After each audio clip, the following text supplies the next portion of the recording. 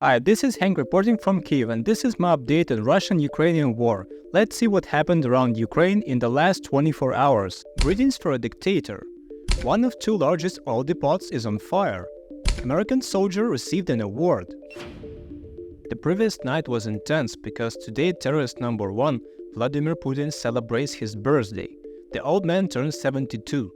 The best gift for him is, of course, destruction and death in Ukraine.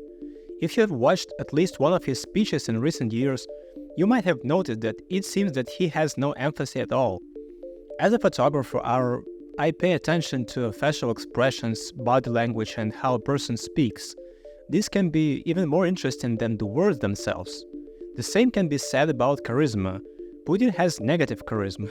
That is, he is used to the fact that when he speaks, everyone listens to him and therefore he can say any possible nonsense and get away with it. Remember the interview for the Fox News. When you tell open lies for more than 20 years and bear no responsibility, then at a certain point you just start doing whatever you want. Literally, I start to question myself why I limit my speeches in some ways when people like this can just say whatever they want. Now this is said just not to somehow insult a person, but I'm trying to study our main enemy. The Russians allow this man to become their leader and some idolize him. When such people are asked what specifically good Putin has done for his country, they can say nothing but repeat the words from TV about a great country and that the whole world is afraid of them. I once conducted a small experiment with many Russians with whom I once crossed paths. I simply asked them a simple question: what do you think makes Russia great?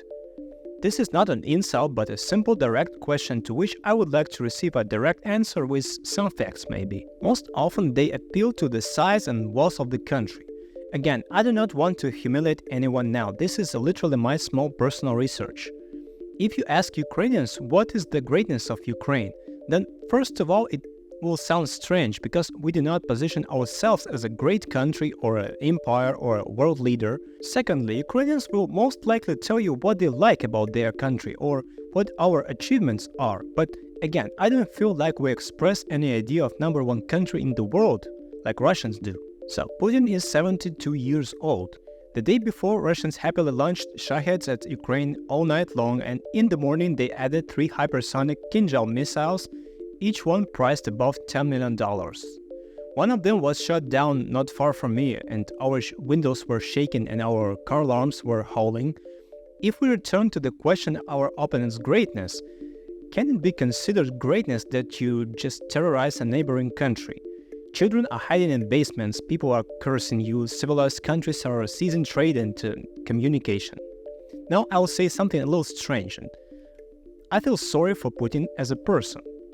Yeah, I understand that he lives in luxury that none of us have ever seen. How unpleasant is it to wake up every day and understand that all this will soon end? Maybe today is the day when you will be poisoned or shot by your guards. He studied Russian history, he understands everything.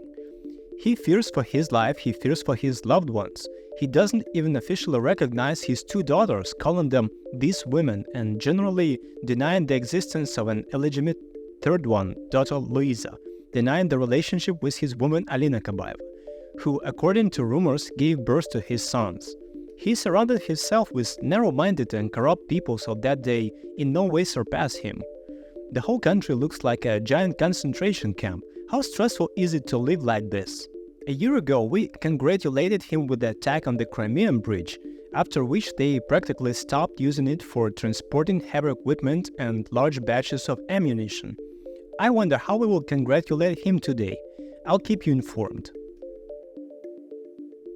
I suppose this is a prelude to congratulations. At night, we attacked an oil depot in Feodosia on the territory of temporarily occupied Crimea. According to the news, this is one of the 2 largest oil depots in all Crimea. Another one is in Sevastopol. Remember this. Over the past year, we have already tried to hit it 3 times, but then the result was less significant than today. In the spring, the press wrote about the facility as follows: the importance of the Feodosia oil depot has increased many times after the start of the full-scale Russian invasion. Convenient logistical location allows for fuel deliveries to Russian troops in the next Crimea and by rail to the occupied parts of the Zaporizhia and Kherson regions of Ukraine. Simply put, this attack threatens the logistics of the occupiers.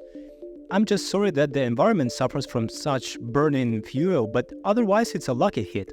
I want to see statistics in December on how much we've worn out their fuel system for the whole 2024 and how much money they've lost from it. I'll keep you updated when I have the numbers. The American soldier received an award for courage and Ukrainian citizenship. Murray joined the Ukrainian International Legion in the summer of 2022 and has since then taken part in many battles for courage and professionalism. He was awarded the Order of Bogdan Khmelnytsky, which was presented to him by President Zelensky himself. This is how the main intelligence directorate writes about him. I watched this video and I will leave a link below, it's in English. I'll not retell it, I will just add a few of my impressions on this guy. When the full-scale invasion began, my friend from the States, a former Marine, was among the first to contact me from abroad. I want to emphasize this.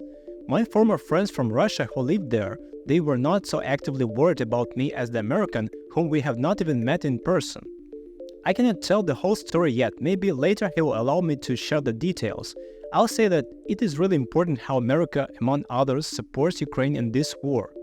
I do not idealize and do not flatter, but I see how important the concept of freedom and democracy is to these people. The fact that a soldier can go to the other end of the planet at his own expense, at his own risk, without guarantees to nowhere, because he sees injustice and cannot stand aside, this deserves respect. I know less than a dozen such people and have great respect for them. Russians would now say that this is a worship of capitalists or Western curators as they call it, but these people have no idea what honor and respect are. Not their kind of respect when fear means respect, as is customary among them.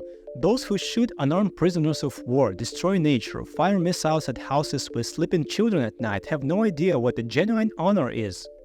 The link to the interview with Murray will be below this video. Throughout the day I was going through the rest of the news from the draft, and by 5 p.m. nothing was confirmed or happened. I wrote just 8,700 symbols in the script for the video, so this release will be short. In any case, I think it's better to tell less but to the point than to simply stretch out the timing and you will be not interested. There is a lot of the news in the public space, but mostly at the level of rumors, and I do not really trust such information and it's better not to consider them. In short, the situation looks like this. The Russians continue their terror. They keep putting pressure on the front, gradually running out of steam. We continue to arrest internal enemies such as a woman from the temporarily occupied territory who today filmed a video on TikTok rejoicing at how people with children ran for cover from those Kinjal missiles in the morning. In short, this person left Donetsk in 2014, lived in Odessa and supported the Russian invasion. We have already blocked her TikTok with propaganda and Wagner logo and she was taken into custody. It's too much of an honor to dedicate a whole blog to her, so I'll just briefly mention that such people exist and such people will also go to prison for treason. And go to prison for treason, okay, good line. Unfortunately, there are some of them among my former friends and relatives. Thanks to everyone who supports us during this difficult struggle with internal and external enemies. If you want to support this channel, all the links are below. I'll be grateful for any help. This was my update on the Russian-Ukrainian war for day number 957. Take care and I hope to see you tomorrow.